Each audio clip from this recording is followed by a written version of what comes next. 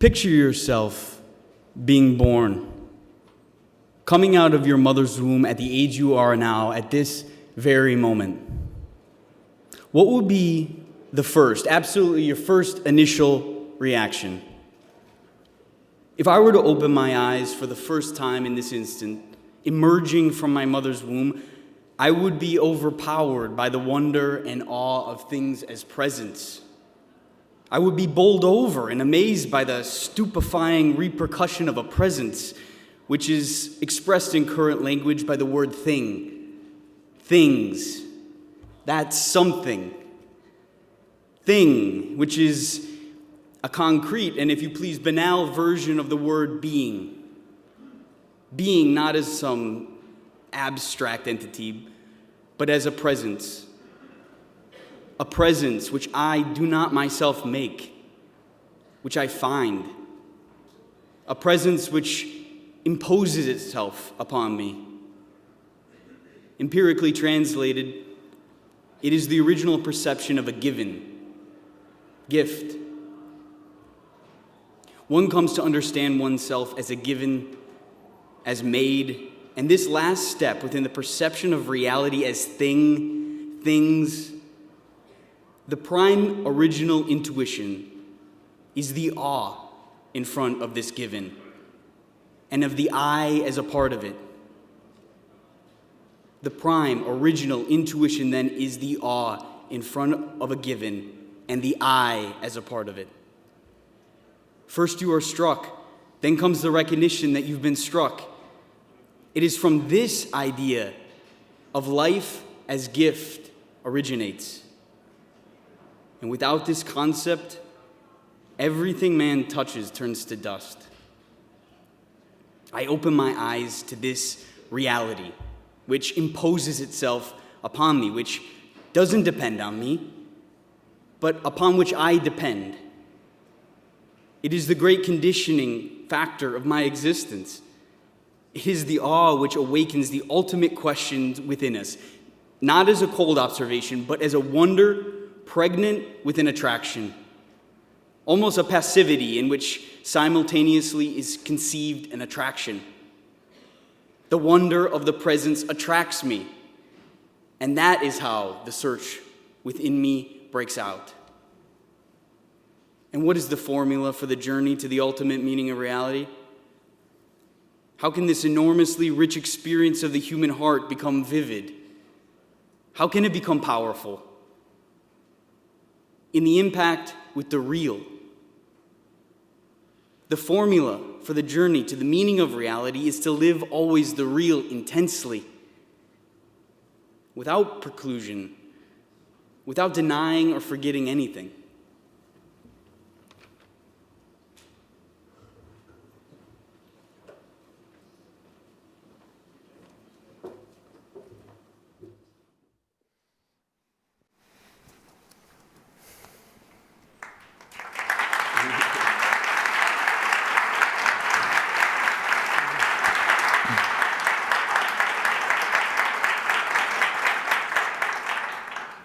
Thank you.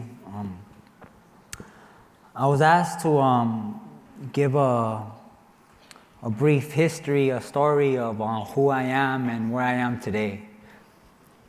So I wrote this for you guys. I came from a world that never planned for me to succeed. Opinions, some might say. Well, if they lived a day in my shoes, they might have the right to say. If you grew up in a family that had cursed you before you were born, they have the right to say. If your mom was an alcoholic and dad was nowhere to be found, they have the right to say. If you were looking for toys at your grandma's house and stumbled upon your uncle's heroin syringe, they have the right to say. Violence, gangs, and drugs, my mind, body, and spirit was shattered. It was all meant to be, and God was going to make everything all right. The truth is, my uncle sliced his wrist to commit suicide. My grandfather came home night after night, drunk, beat my grandmother in front of my mother, aunts, and uncles. My little cousin was walking home in the night. A little homie drove up on his side, asked him what gang he's from. And he shot him in the face. No laughs, no whispers. This is reality at its finest. But I do not accept what happened to me as an innocent child was normal. For the trauma I endured will be an obstacle I will forever have to face. It prepared me for survival in a violent, savage world. The world of the streets, gangs, and prisons. Society threw us in the barrio, in the ghetto, and told us, figure it out. I was given no education that was worthwhile, no history of my people. Schools and housing projects look like prisons. Disconnection to our roots has been death to our people. So society fed us the crumbs and told us that is all we are good for. The barrio has not changed.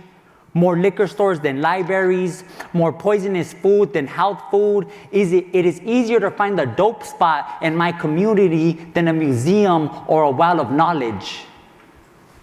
Broken society produces broken home, which produces a broken family, which ultimately produces a broken child. For every outlet, there was an empty source. The only true outlet is to tap within. But I had no clue of what tapping within even looked like at that time. It wasn't my mother's fault. It wasn't my father's fault. For I know society had failed them too. As an adolescent, the ruthlessness of life was to be accepted. On this side of the tracks, gangs, violence, and drugs are to be accepted. My family has been involved in gangs since the 1970s. East Los Angeles fermented hopelessness. A quote from Father Greg Boyle of Homeboy Industries. There is no hopeful child that becomes a gang member. My life of incarceration and drug use would begin at 13 years old, and this fate was welcomed with open arms. In our communities, we are given no alternative. Year after year, I would continue the journey of what I felt my life was to become. For it was a story I told myself. It was a story me and my friends told ourselves. 20 years old would be a critical point in my life, for I committed a crime like no other. This act would have my life hanging by a thread. I was involved in a gang shooting and faced 35 years to life for attempted murder. Sitting in a cell in the LA County Jail, I had time to think of what my life had become. This is where I began to question, why had my life turned out like this? Who had I become? Was death better than this reality? This is where my spiritual calling to God began to manifest its voice. For there was no help that man or woman could give me. The true answers lie within ourselves. It was me in a lonely cell with lonely thoughts crying to God. Through the grace of God and the spirits, I was given a chance to come home again. I was given 5 years in prison, a relief considering what I was facing. I was forced to think about life, forced to see the reality at hand. People were dying in these streets. People were getting life in prison.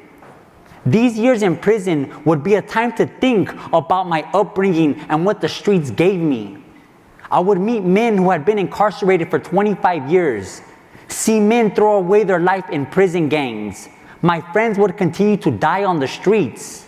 See men get stabbed for numerous reasons in prisons. See the sickness and the reality of the gang world that I had once glamorized and dreamt about.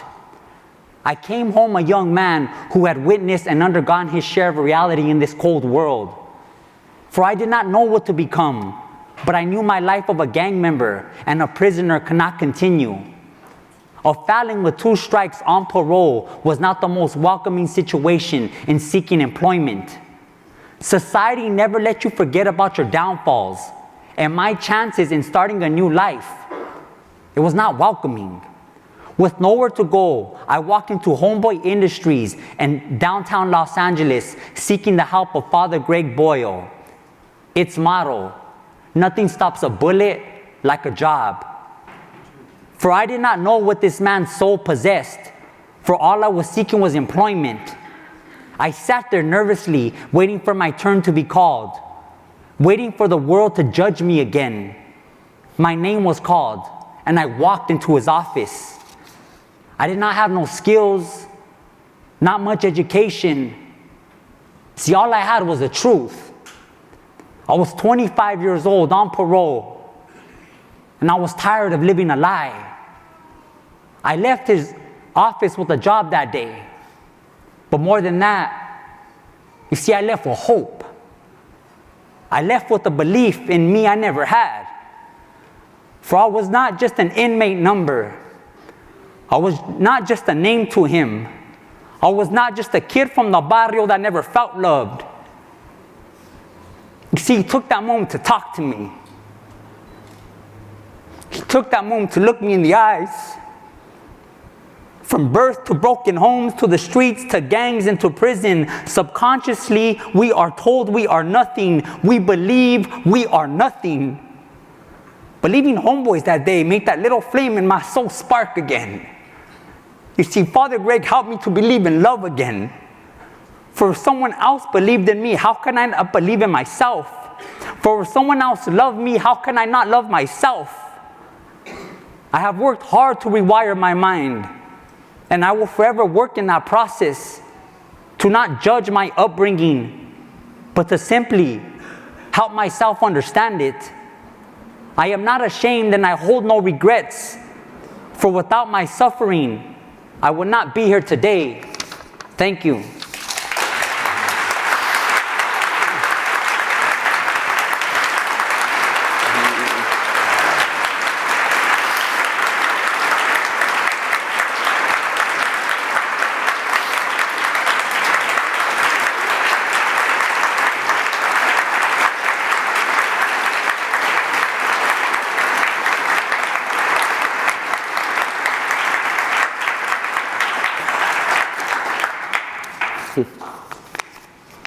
Listening to you, I felt like you were talking about really a new birth. I mean, as if you had been generated another time, not leaving anything behind from what had come before, but that life suddenly had a new, it's as if it was a new word because it was a new meaning, there was a new place. You were in the same barrio, but now you were in a new place. It sounds like that. I had nothing, you said, I had nothing but the truth. And I didn't want to live a lie anymore. I want to know what that truth was. I want to know, can you tell me tell me something about that lie? I mean, just to say, I didn't want to live that lie anymore. What's the lie? I believe it was the story that I was telling myself, the story that that our society tells ourselves, and we talked about this earlier, that we tell ourselves a story, and that is what we believe. And I had embarked on this journey at really 13 years old, was that transitional period. Yeah. And me and my friends, all I had embarked on this journey. And I was 25 years old, and my son was born. What I didn't mention was that my son was already born, and he was 5 years old. And I was coming out of prison. My son didn't know me, and I had nothing. I had nothing to show for myself or for my family, and I think that was the lie. It really came down to that. Like I had glamorized this vision of what. Yeah, the glamorized. Because you said you welcomed the bandia. You welcomed the gang with open arms. Right. This was that you thought about this struggle between the gangs as, you know, as something you dreamed of, a glory you dreamed of, you know. But when you were a boy and you dreamed of the glory of taking part in this great struggle, you know, what did you hope to gain from that? I believe I was searching for love. You know, Sure. I was searching for love. As a child, and I think we're all searching for love as children. And then just growing up in a broken home, like me and my friends and my family, my younger cousins, the love wasn't there. Yeah.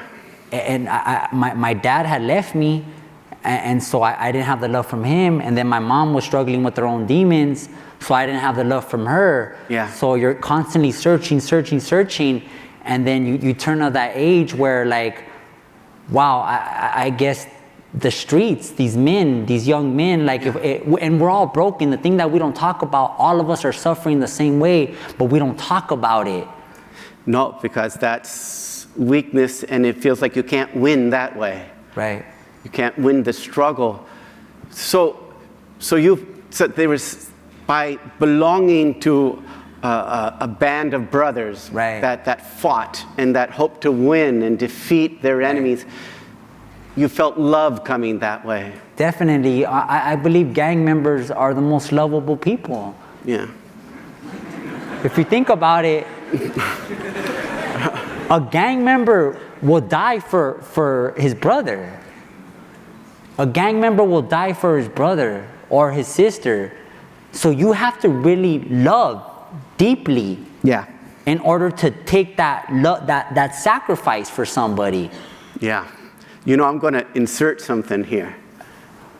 This is an amazing, you know, my father was in World War II, he was in Normandy, and when we were growing up, he didn't want to talk about that. That was all nightmare, horrible. I mean, never talked about it. But when he was older, he began to go to the reunions of all the soldiers and stuff. And that became so important to him towards the end of his life that it was really, I think, in some ways it became more important than his relationship with his family. And it was this, what you're saying, you know, as he got towards the end of his life, he needed to be with those men because that was the experience he had, that he was certain that the person next to him would give his life for him. And, you know, that's love. Yeah. That is love. But it was a love that brought about death. You know, it was a love in service of something that wasn't true, I guess, and that's the lie, you know. It was ultimately, it was love captured by a lie somehow. Right. Wasn't it? And then you said, when I went to see Father Greg, I had nothing but the truth of my life. Right. Can you open that up a bit? I was at the point of surrender. I had to really surrender. Wow. To surrender to what is, and unless you surrender, you can't really. There's something still hindering. There's something you're still holding on to. Yeah. Wow. This is it. I think that we're all here exactly for what. Wow, that is great, because reality scares the crap out of us, right? You know, and the gangs are there to, you know, protect their barrio, protect their neighborhood, you know, make sure, you know, that things go right for them, you know, that the money comes to them, and but it's fear. Right. You know, I think the lie that captures the love in the gang is the fear. In the end, the reason for that gang is not to build something, but to protect each other, but not to build anything. Right. There's nothing to build. So it's the fear that has brought you together, and in the end, there is love, but it's serving a lie. And you said you have to surrender to what is. We would say reality because of, you know, that's what we were taught to say. Surrender to reality. But this is why you are here to speak to us, because surrender to reality is amazing, because you know, and you know more than I know, or perhaps even these people know. You know that reality will kill you. Right. And that's not a maybe. Reality is going to kill you, and it's going to kill everyone you love, and it's going to take away everything you loved in this world. Why? So now I'm asking you, why surrender to reality? Or you said, why surrender to what is? It was the only way to I believe, to start this life, because you go all out. I had went full throttle into this vision. Yeah. And I put my life on the line for this vision. And when it was all said and done with, it was nothing. So I was back to square A, as they say. Yeah. And most people don't want to go back to square A. No. Because it's work. I knew that it was going to take work to get here. And it's work, and it's humiliating. Right. It's humiliating to just go back to your family and to tell them, like, you know what, guys, like, I have to start new. Yeah. But it's what you need to do. That's it. You said it so well. The reason to surrender is because it's true that reality kills us, but it's the only place life comes from. Right. And here's, I guess, the great human drama, why we're here to discuss, why we're moved by you, why we want to see and hear more, is because the life that reality gives us, it's a greater life than we know.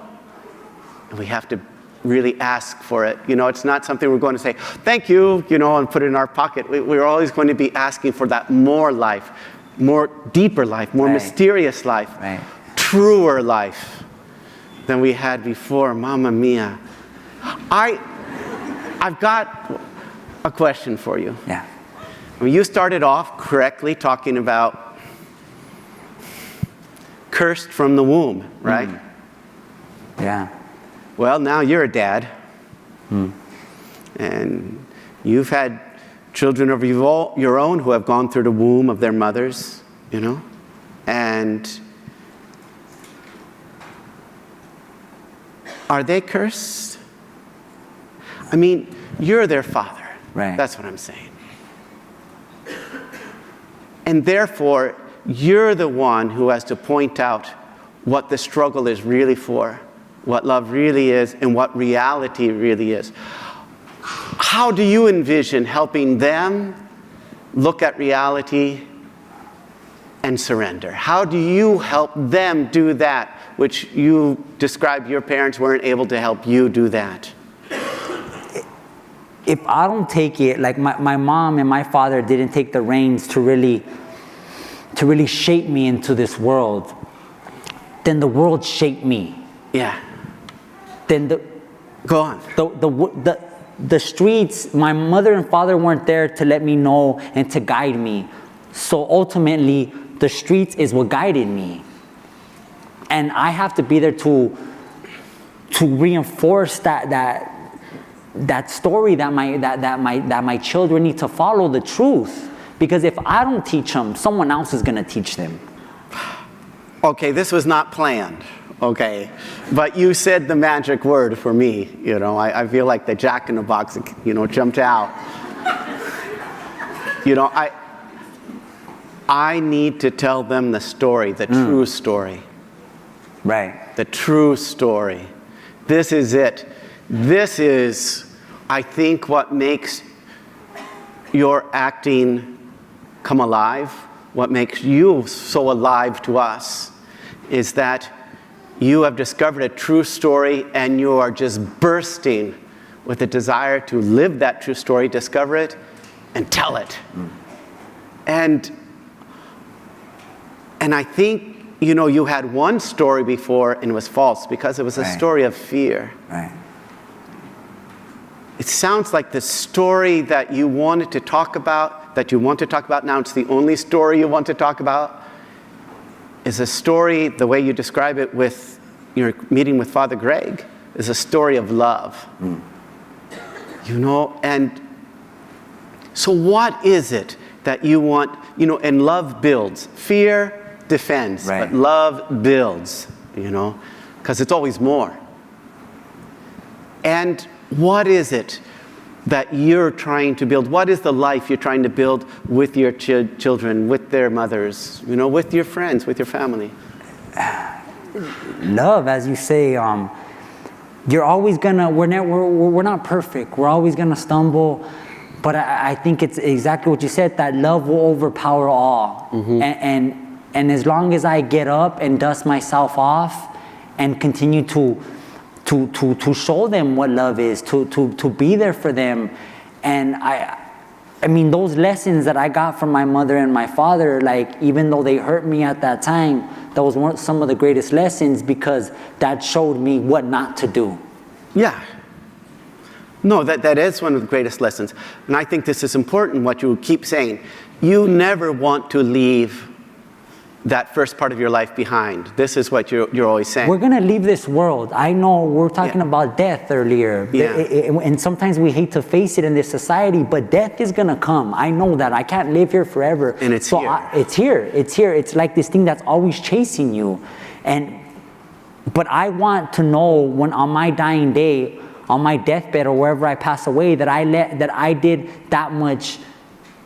I left this world a little bit more better than when I came in for my children. Yeah. My children are going to be here. Right. And I think that's what I strive for, to do every day now. So here's what I see. You've got this story. Right. And it's a good story because what has appeared on the horizon is a good ending. Otherwise, you wouldn't want to tell the story and we wouldn't want to hear it, And because this good ending has appeared on the horizon through an act of love that has changed you, that is still changing you, an act of love that you want to share, not only with your children, but with everybody. That's why you're acting. That's why you're telling stories, right? Right. But because it's an act of, because you've discovered through love this mysterious good ending on the horizon, it's like it's already here. The way death is already here, we're tasting it already, we're seeing it already, we're feeling already. And is love where death is going to? Only if love takes us there, Only if love takes us there only if love takes us to death, will death take us to love. Do you know what I mean? If we surrender, right. If we surrender and let it take us right even to death, will then death take us? But instead of fear taking us to death, right. Love taking us to death, and therefore that will bring us to this beautiful something that's on the horizon. But here's the important thing.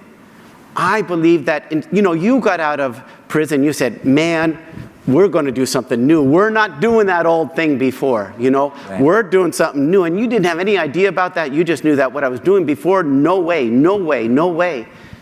But nonetheless, when I hear you speak, you don't want to leave behind anything of what was before, even though something new has begun. And what does that tell me? That tells me that this love that has entered into your life, right, has somehow brought all of the old stuff into that beauty. All of your life, not just the good parts, but all of your life is part of this love now, is part of this good story. Even those horrible things, that you just pray that your son will never do. Right. You pray that he does, but even if he does, that can be part of a good story too, because this love can meet him even in those things. Does that make sense? Oh, yes. Even if your son does worse than you and much worse than you, you still have hope for him, because you met a love that right in the middle of those things, that made even those things part of a good story. Part of a good story. And this is what you want for your son, I think. This good story. No matter what. Right. No matter what. Still, we don't want him to do those things, man. Yeah, I'm hoping he doesn't have to. Yeah, that's right. You're working hard for that. That's why I'm working my butt off. You're working hard for that. That's right. Yeah.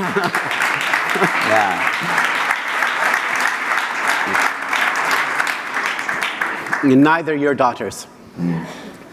But you're working hard for them to give them the things that they didn't have. But I think when I hear you speak, the greatest thing you can give them is your hope. And the hope born of a love that appears as a good ending, that says, hey, this is a good story. And if this is a good story, then I have hope, you know. And it doesn't get rid of anything. The fact that it's a good story doesn't get rid of anything. Right. Wow. So if you have another girl, maybe you call her Esperanza. No? No.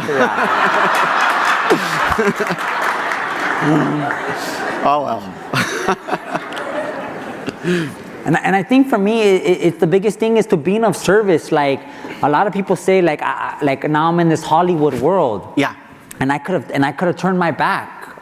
Like I don't have to come back to prisons. I don't have to come do talks. But just I believe that God did this for me to send that message of hope.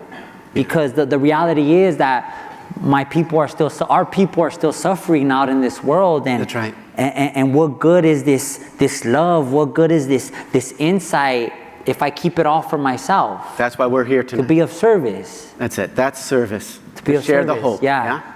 That's it. That's a good definition. You were asking me about what service was, but I think you just answered that. Service is to share the hope. That's it. But to share the hope, my experience is, you got to go down into the pain. Right. And it hurts when you have to go back down there. But I believe the only way that I could convey that message, we could talk about the outside all we want. Mm-hmm. But until we start talking about the trauma, until we start talking about the inner stuff, that's when I believe that's only when the healing, that's when you could really start healing. That's why you said, I like to take the roles that are dramatic and nitty gritty. Right. You know, that get down to the hard stuff that demands hope, Yeah. Well, we're getting to the end of this talk, when I'm sorry, because it feels like we're just getting started. But, so we can only thank you for coming. No, thank you. We need the hope.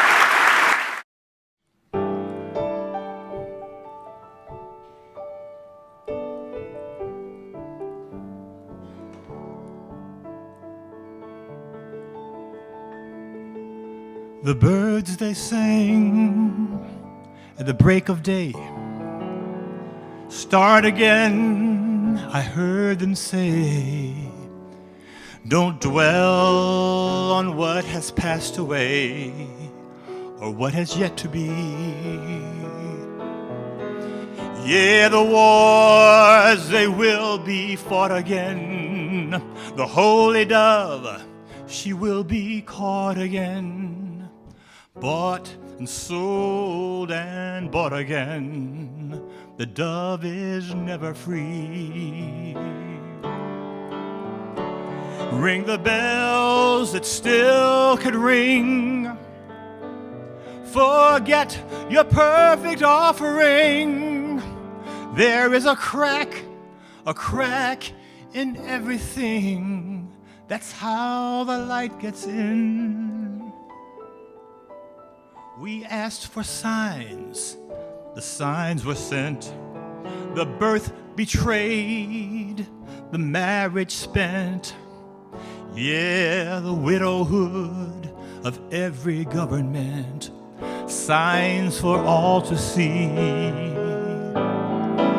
I can't run no more with that lawless crowd, while the killers in high places say their prayers out loud. But they've summoned up a thundercloud. They're going to hear from me. Ring the bells that still can ring. Forget your perfect offering. There is a crack in everything. That's how the light gets in. You could add up the parts. You won't have the sum. Strike up the march. there is no drum. Every heart to love will come, but like a refugee. Ring the bells that still can ring. Forget your perfect offering. There is a crack in everything. That's how the light gets in. Ring the bells that still can ring. Forget your perfect offerings. There is a crack in everything. That's how the light gets in.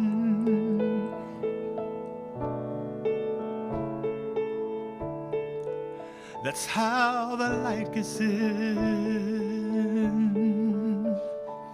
That's how the light gets in.